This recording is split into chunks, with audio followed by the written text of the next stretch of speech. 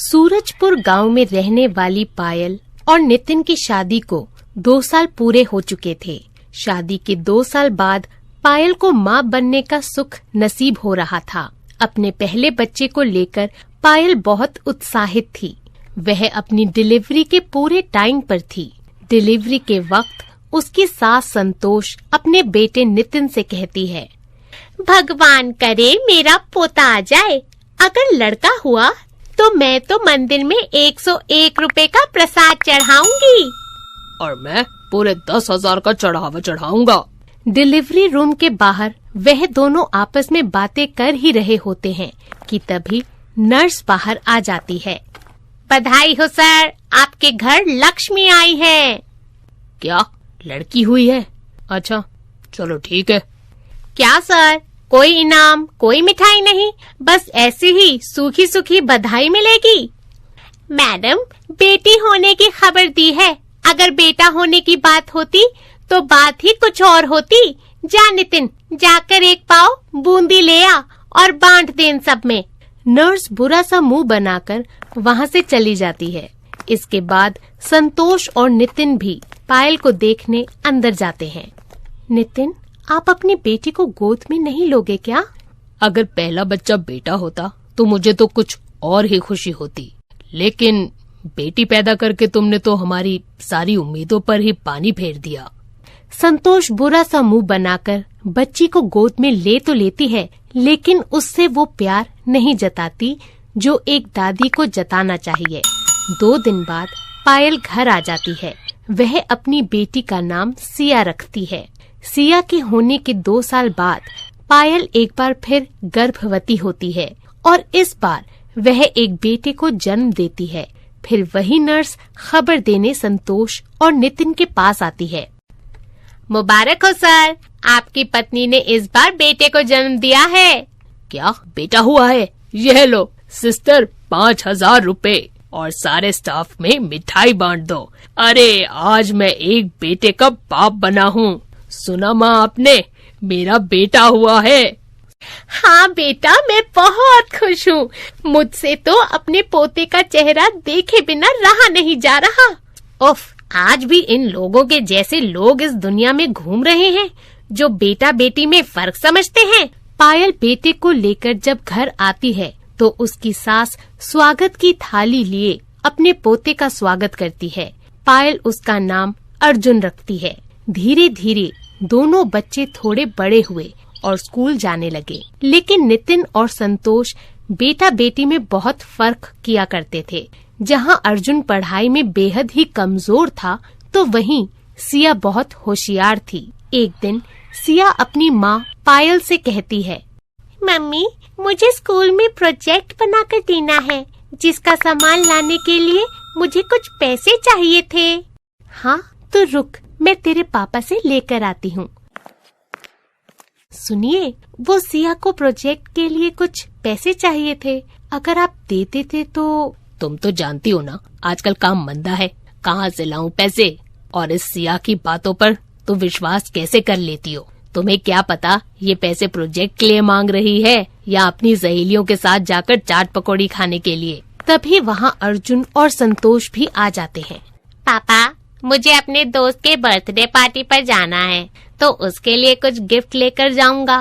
क्या आप मुझे 300 रुपए दे सकते हैं? हाँ हाँ बेटा, क्यों नहीं, जितने चाहिए उतने ले लो। आखिर मेरा सब कुछ तुम्हारा ही तो है। और क्या, सब मेरे इस पोते का ही तो है। ले बेटा, ये 200 मेरी तरफ से भी रख ले। कोई अच्छा सा गिफ्ट ले जा अपने दोस्त के लिए। दोनों में ये फर्क देखकर सिया रोती हुई अपने कमरे में चली जाती है।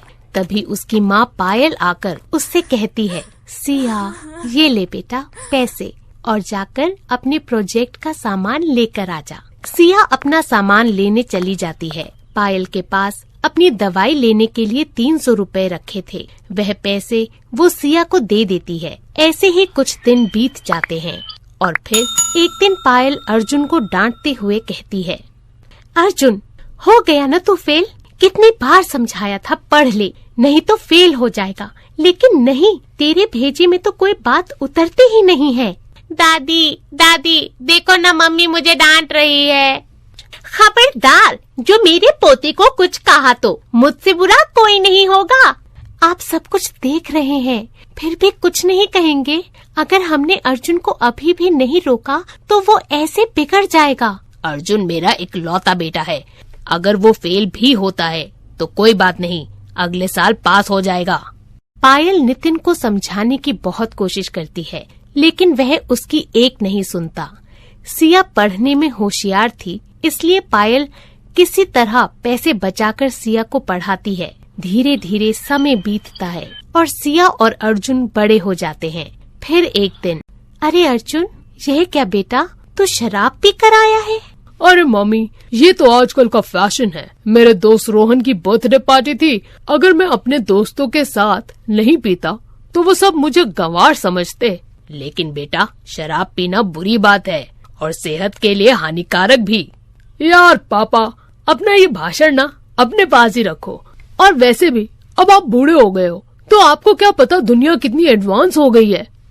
अर्जुन लड़खड़ाते हुए अपने रूम में चला जाता है। उसके जाने के बाद पायल नितिन से कहती है, मुझे तो इस लड़के के भविष्य को लेकर टेंशन होती है, पता नहीं क्या होगा। पायल को जिस बात का डर था वही हुआ। दरवाजे की घंटी बजती है। पायल दरवाजा खोलती है तो कुछ लोग गुस्से में घर के अंदर आते हैं और उनमें से एक कहता है, चलो रे चलो, सारा सामान घर के बाहर फेंक दो। रुकिए, ये सब क्या है और आप लोग कौन हो जो हमारे घर में घुस आए हो और हमारा सामान फेंकने की बात कर रहे हो? क्यों भी अर्जुन, 50 लाख लेने का तो तुझे बड़ा शौक था। चल अब जल्दी अपना घर खाली कर। अरे ओ बड्डे, तेरे इस लाडले ने अपना ये घर मुझे 50 लाख में बेच दिया है। चल अब जल्दी से इस घर को खाली करो। मैं हमेशा आपको कहती थी कि इसे इतनी छूट मत दो, इसे इतना मत बिगाड़ो, लेकिन आपने और माँ जी ने मेरी एक नहीं सुनी। देखिए क्या नतीजा हुआ, आज घर बेच दिया आपके इस बेटे ने। सिया चुपके से किसी से फोन पर बात करती है और फिर कमरे से बाहर आकर कहती है, आप किसी कानूनी नोटिस के बिना हमें इस घर से बाहर नहीं निकाल सकते। अच्छा, तो अब तू हमें कानून सिखाएगी? तेरे इस भाई ने ही हमें ये घर बेचा है, समझी? वह आदमी सिया पर हाथ उठाने ही लगता है कि तभी किसी आदमी की पीछे से आवाज आती है। वह रोहन होता है जो सिया के ऑफिस में ही काम करता था। रुक जाइए, आप लोगों की इतनी हिम्मत! शहर के सबसे बड़े सीनियर एडवोकेट रोशन लाल मंदानी का नाम तो तुम लोगों ने सुना ही होगा। ये उनके under senior youngest lawyer miss Siya हैं। आप लोग बिना किसी नोटिस के घर से इनको ऐसे नहीं निकाल सकते। अभी तो मैं जा रहा हूँ, लेकिन मैं तुम लोगों को 2 हफ्ते की मोहलत देता हूँ। मेरे पैसे वापस कर देना, नहीं तो ये घर मेरे नाम कर देना। इसके बाद वह लोग वहाँ से चले जाते हैं। सिया रोहन को धन्यवाद देती है और फोन करके रोशनलाल मंदानी का भी शुक्रिया अदा करती है। इसके बाद नितिन फूट फूट कर रोने लगता है।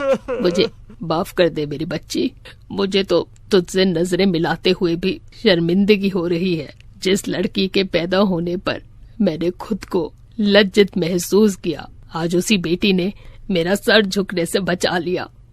और जिस बेटे पर मैं इतना अभिमान करता था, आज वही मेरी इज्जत नीलाम करने पर तुला हुआ है। सिया, मेरी पोती, मेरी बच्ची, तू इतनी बड़ी वकील बन गई, हमें तो पता ही नहीं चला। हाँ मेरी बच्ची, तुझ में अपनी माँ के संस्कार है। अगर यही संस्कार इस नालायक अर्जुन में होते तो आज ये भी लायक बनता। मुझे माफ कर दीजिए पापा, मुझसे बहुत बड़ी गलती हो गई। जुए की लत में फंसकर मैं बर्बाद हो गया। यह कहकर अर्जुन जोर जोर से रोने लगता है। तभी सिया उसके पास आती और कहती है, अब रोना बंद कर मेरे भाई, गलती तो हर इंसान से होती है, लेकिन तुम्हें अपनी गलती का एहसास हो गया, यही बहुत बड़ी बात है। हम मिलकर पैसों का इंतजाम कर लेंगे, लेकिन अपने इस घर को किसी को नहीं देंगे। नितिन अपने दोनों बच्चों को गले लगा लेता है। सभी मिलकर पैसों का इंतजाम करते हैं और अपने घर को बिकने से बचा लेते हैं। अब संतोष और नितिन को ये बात समझ आ चुकी थी कि संतान बेटा हो या बेटी, दोनों एक समान होते हैं।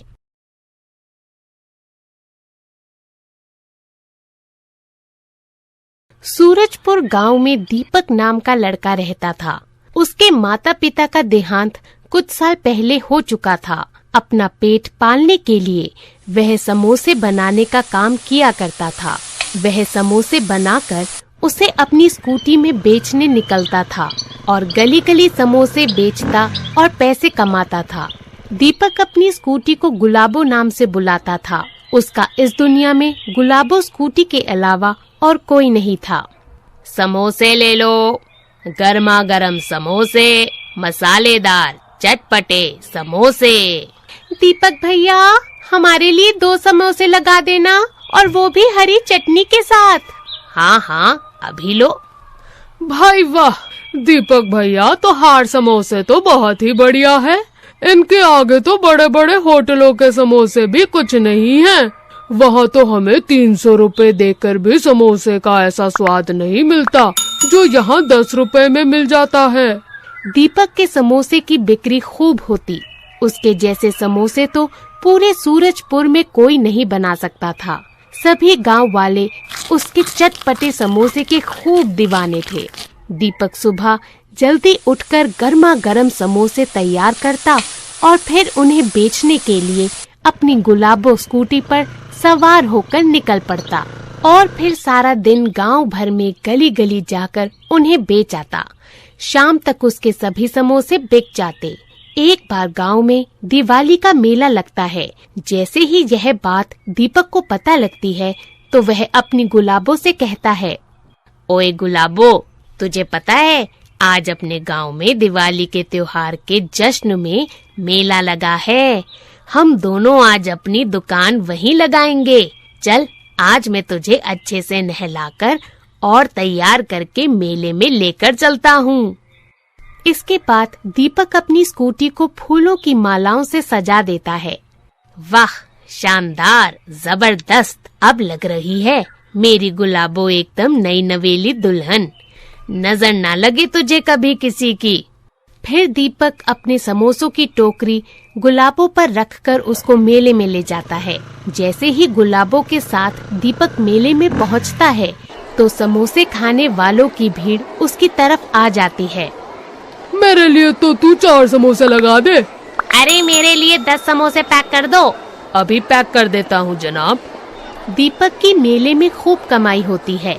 अपने स्वादिष्ट समोसों के लिए तो वह पूरे गांव भर में फेमस था ही, पर मेले में शहर से घूमने आए कुछ लड़के लड़कियां उसकी वीडियो बनाकर अपलोड करके सोशल मीडिया पर डाल देते हैं। रातों रात दीपक न सिर्फ गांव में बल्कि शहर भर में फेमस हो जाता है। वाह रे दीपक भैया, तुम तो रातों रात हीरो बन गए। पूरे सोशल मीडिया पर तो बस तुम्हारे ही चर्चे हैं। हर कोई तुम्हारे समोसों की ही बातें कर रहा है।